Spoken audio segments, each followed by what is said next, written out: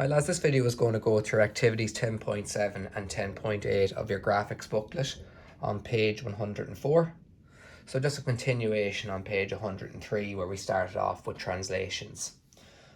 So now we're moving on to axial symmetry.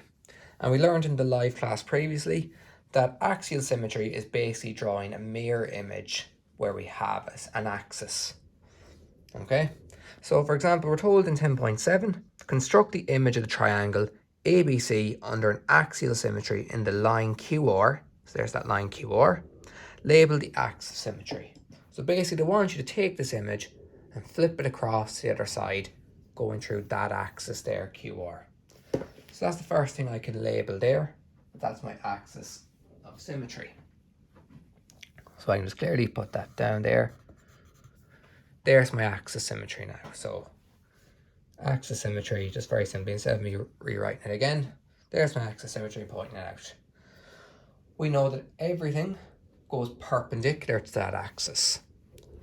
So because this is just a vertical line, all lines are going to be taken across horizontally to be 90 degrees. So for example, point A is somewhere across here. And what we do is, because it's a mirror image, we take the distance from the axis to A and we step it across this side. And we'll call this point A1. Same for B. B goes across. And this time we had to change the distance. We stretch it out from the axis to B. So it's not like in translation, how all points go the same distance in the same direction. Each point is unique. So the distance from there to there for A goes across. The distance from there to B goes across. And that's B1. And the last point, C goes across there. We take that distance and we step it across, and that gives us C1. And we can connect all those together to redraw the triangle under axial symmetry. So basically drawing a mirror image. There's our triangle redrawn there under axial symmetry.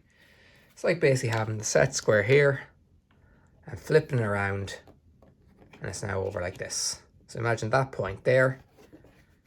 There it was originally over here. We flip it across our axis. It now goes out there. And that distance from there to there will be the exact same as the distance from here out to there. Now the next one, 10.8. The incomplete drawing of a fox and transformer head are shown below. Complete the faces using an axial symmetry. So you can clearly see here, that face is divided right down here for the fox along that line there. So that's going to be our axis of symmetry. And what I'll do is I'll just use a color to show that that's going to be my axis. So you don't have to if you don't want to. I'll just draw that in there. And there's my axis now. So everything's going to be flipped over to this side. So I'll start from the bottom and work my way up to the top. So this point here is already on the axis, so it's going to stay there. The next one, that distance there goes across to there. So you can clearly see it's just one block across to that point. This point's already on it here. I can now take this one, step it across to there. So generally, in an exam, they wouldn't give you a grid like this. So that's why I'm getting used to the habit of using my actual compass and taking my distances. I can clearly see it's only one block across, but we get used to using our compass to step our distances each time. Next one then is that width there. Step it across. So remember, these lines are all 90 degrees to each other. Remember, we always go 90 degrees to our axis. Next one then is going to be that point there across to here. We also have this point here. And that steps across to here.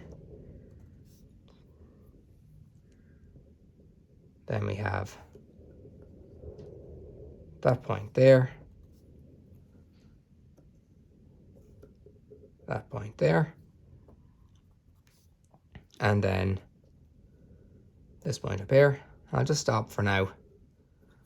I'll just start drawing what I have so far. So at the moment, I can connect that to there. And then I can connect that up to there like that. I can connect these two together. And then for the eye, I have that there. And I have two vertical lines. And they connect like that. And then I'm going out to there. Next part then, I have this point here.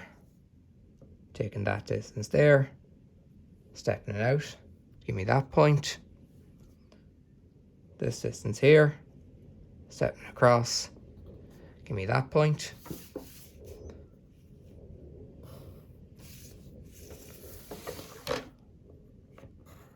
And then my last point is this point up here. And that distance from there to there steps across to there. And connect those together. And there is the fox now complete. So you can see the face of it now is drawn.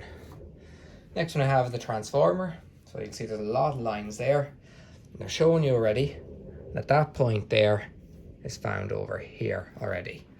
So once again I have an axis drawn in.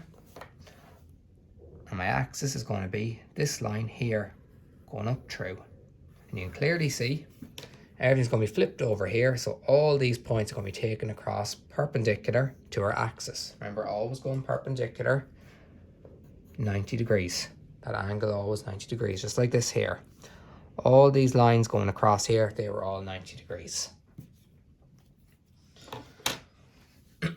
So what I'm going to do is I'm going to break this into parts. So I'll do this lower section first, then move up a bit and keep taking it point by point till I complete it. So the lower half, I'll just work up to that line there, just to get me started. So on the base, I have that point here. And then I have this height here. Take that across. Give me that point. And also that point. And what I can do is, I can take that across, that up there, and then this across here, and connect that back down there.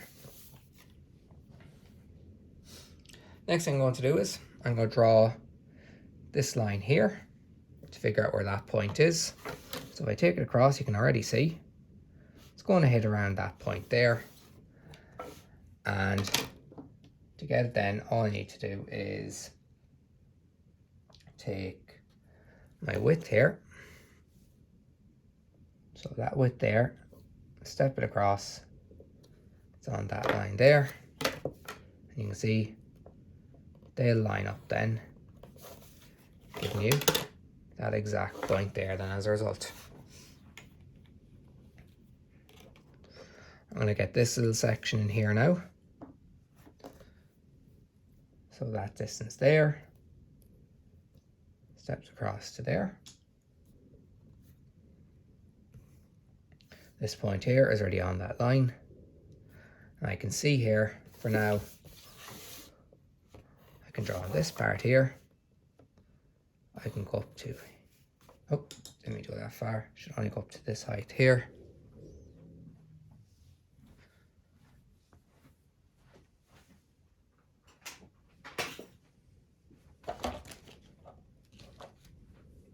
So I get my rubber in about 2 minutes. And I'll be able to rub it out after, so I need to get rid of that part there. So just go up to that point.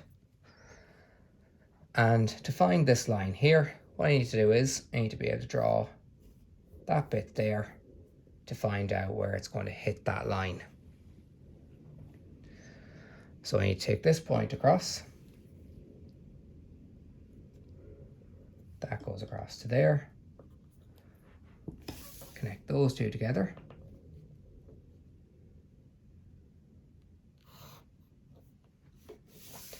So then they can connect there and there as well. And now I can see that where this line here crosses through this line, it gives me that point. So take that across, where they cross, gives me that point there. And now I can connect those two there and just rub out that little bit in between them. Next thing I'm going to do is the eye here.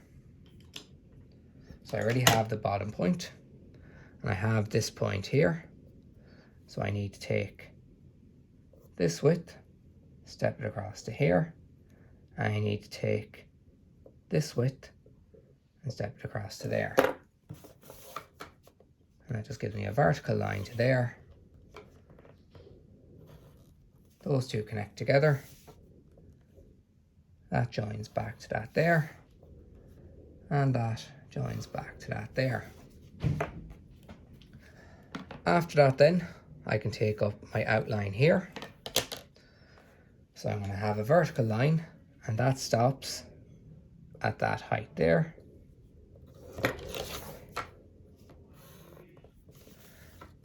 And then this width here, stepped across to here. Those two connect together. Those two connect together. I'll do the center piece next. Step that across to there. Those connect together then. And I have my two lines running there and there. Mark those off. That width there to there. That width there steps across to here.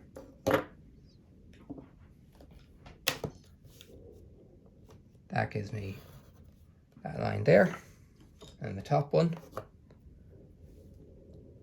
Take this here, step it across. Take this here, step it across.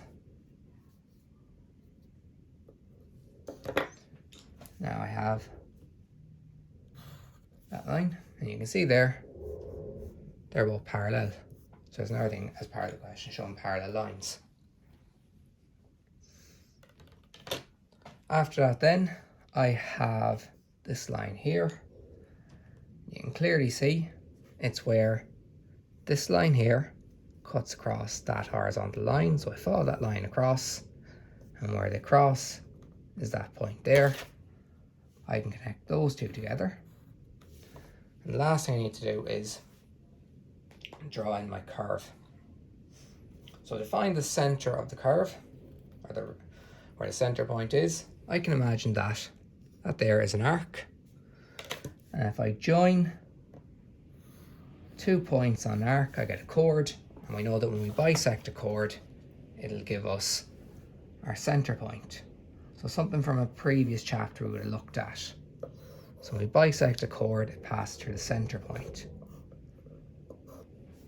So I bisect that line there, we're taking distance greater than halfway. That gives me my center point there, because there's the central axis. Passes through that line there that bisected it. And where they cross, that gives me my arc here. And all I have to do very simply then is draw that the rest of the way there. And that completes it. And if you want after that, you can put a bit of colour on it too if you like, just to give it a bit more. So hopefully that video helps anybody who may have been stuck on any of those questions there.